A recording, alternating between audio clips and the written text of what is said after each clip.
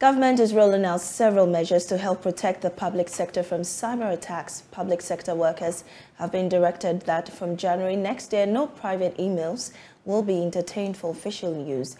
But how are all these measures going to be implemented? Let's get more details on this from the institution implementing this initiative. And I have with me in the studio Richard Fosu, Director General of the National Information Technology Agency. He joins me now and tells us more about this initiative from the Technology Breakfast for Public Sector Workers meeting organized in Accra. And so, Richard, thank you for coming. What really informed this decision?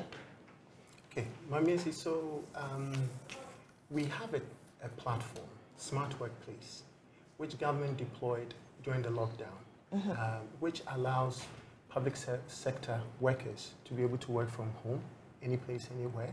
And not only does it give you emails, it also provides you with Microsoft Office Suite, Teams, video conferencing, other productivity tools.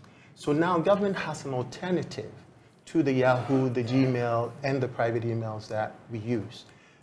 Incidentally, put this in mind, if someone leaves the public sector and all they've been doing is using their private email, they've literally taken away information, institutional memory away.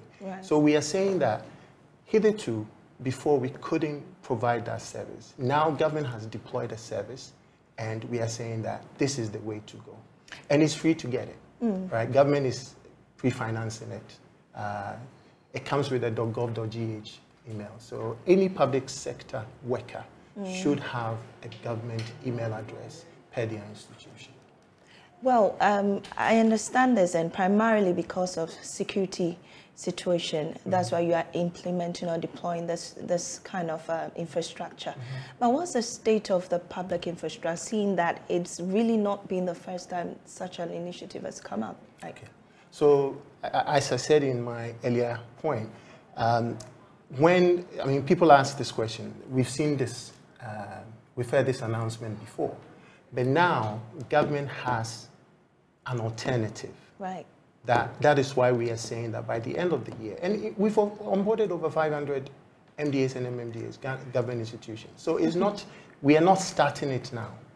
We rolled it out during the lockdown because during the COVID lockdown, government did not shut down. We operated. And this was one of the tools that allowed us to do so. So you can do video conference call, you can do your work, any place, anytime, anywhere. And that, for me, I think, is what is informing this decision, that let's use government emails. And I also explained, you know, with this solution, we can also protect government information being downloaded onto private computers and all that, because you can set those parameters. And institutional memory, if someone retires, they've gone away with that institutional memory. So that's the reason. But in terms of the public sector digitalization effort, we are doing a lot there. The basis of all this is connectivity.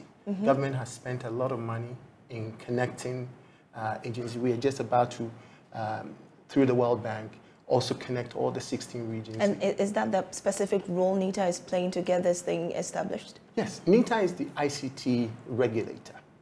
So we are responsible for the ICT sector, the ecosystem. But hitherto, until last year when our minister said, focus on your mandate. I mean, we have an act that brought us into being, Act 771 and Act 772, Electronic Transaction Act. So hitherto, we were focused on operations. But now we are, we are focusing also on our mandate, which established us. Some of the things we are doing is connectivity, the national data center, and in fact, I would like to invite you guys to come and tour the place. We have a tier 3 national data center that government has paid for. And the unfortunate situation here is that it is private sector that is taking advantage of it. And cabinet has just declared that all government institutions should take connectivity and internet from NITA as the government ISP, and also ensure that if they have a data center, their DR also comes to the national data center. We cannot play games with this. Right. So, I mean, hearing you now, you believe strongly that this is really the only way to prevent leakages and hacking of the system, of government system? Not necessarily. It is one of the ways to protect government information and government business being done in a confined environment. When you have a government email address, when you leave and somebody comes and take over, the administrator can pull all that email that you used to have in your mailbox for the person who has taken over. So in that sense, business continuity is enabled, and the person doesn't take institutional memory away. So that's also one of the things. But protecting government information or infrastructure is multifaceted, right? So we must protect the networks that we work with. We should have the right policies. We must have the right patches to our systems. I'm just finding out that some of our databases, right, have run out of support. And that means that when you don't pay for support, you don't have the necessary patches. How did it get to this point? Because, I mean, government infrastructure have struggled over the years.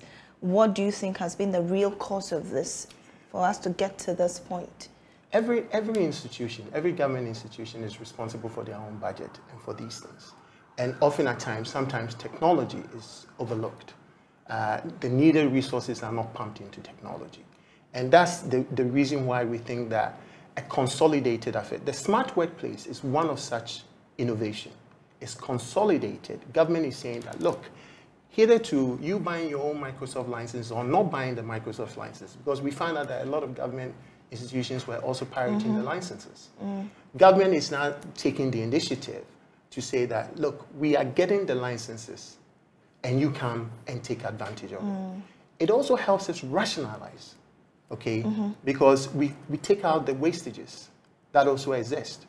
People buy things that they don't necessarily need, okay? So that is important. So government is doing a lot in this area.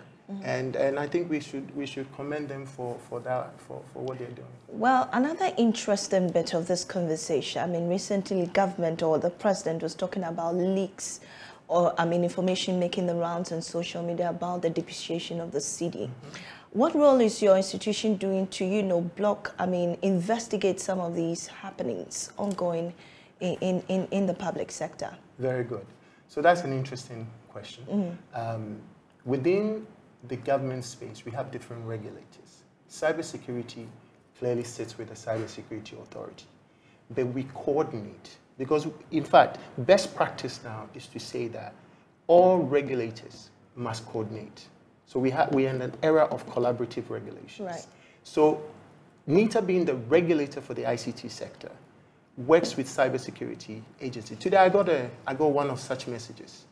That was just saying that people should go and withdraw their money, So I referred it to, I touched base with my colleague at cybersecurity, and we've referred it to our law enforcement liaison unit to deal with that. None of these things are done in silos. We've got to collaborate. And we do that very well. Within the Ministry of Communications and Digitalization, you have the data protection, you have NCA for communications, regulating the telcos. You have NITA being the regulator of the ecosystem. And you have Cybersecurity Authority as well. And we work closely to ensure that we bring sanity to it. If I may ask, when did this start? When do you intend to finish? What has been the state of investigations so far? I mean, typically what happens with these kind of things is that if it's on a particular social media platform, you know that privacy thing is also a big deal. So we have to write it. So it's, again, we go to them and say, look, we need you to take this thing down because it's affecting, our country or what we are trying to achieve. And we work with them to do that. So it's not a click of a button type thing, but we work with all the social media sites to be able to do these things, and we've been doing that quietly. What is this whole government smart workplace program that we're hearing about? Is that not too late for this to happen now? It's never too late. It's never too late. As I explained, Smart Workplace, I'm proud to say, is a product by a Ghanaian, a Ghanaian firm. And I think we should, just as the president is talking about, let's consume Ghanaian products and services, this is one of such. A Ghanaian firm developed this product using Microsoft technologies. Oh, okay. So it's based on the Office 365 technologies. And as I said, Cabinet was actually piloting the product when COVID hit. So a decision was made that all government sector institutions should use it. And that's where we deployed it. You see, technology also grows, right? There are advancements in technology. And as and when the advancement or the new innovations come, we also try and bring it to, I mean, I can sit here and work from home. When memos that comes to my office, the minute the registry gets it, it's uploaded onto the Smart Workplace. And anywhere I am, I'm able to send the memo to whoever I want them to work on the memo. And I can track it, I can escalate it if I want to.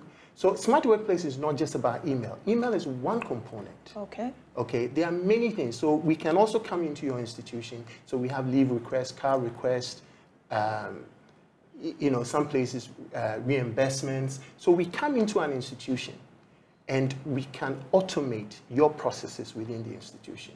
Take it from the manual process to an automated And before process. we go, Sure. briefly, how much is all this costing government?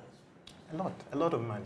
How much? Government is taking, the licenses alone is not cheap. I'm not going to put it out here, but those who buy, companies who buy Microsoft licenses, if it's even an enterprise license agreement that you have, they know it's expensive. Government is absorbing that. I can tell you, government has spent well in excess of over 500 million USD on technology initiatives. We can talk of Ghana.gov, which has sanitized government services and payment. If you want to discover government services, you go to Ghana.gov, you discover the service, you consume it, and you pay for it. We've got Momo interoperability that has done very well. They recently just got an award. The single window. There are many things. Connectivity, government cloud, okay, national data center. You guys should come in and put your information at the national. We sure will. Thank you so much, Mr. Richard Oche, Director General of Nitas. And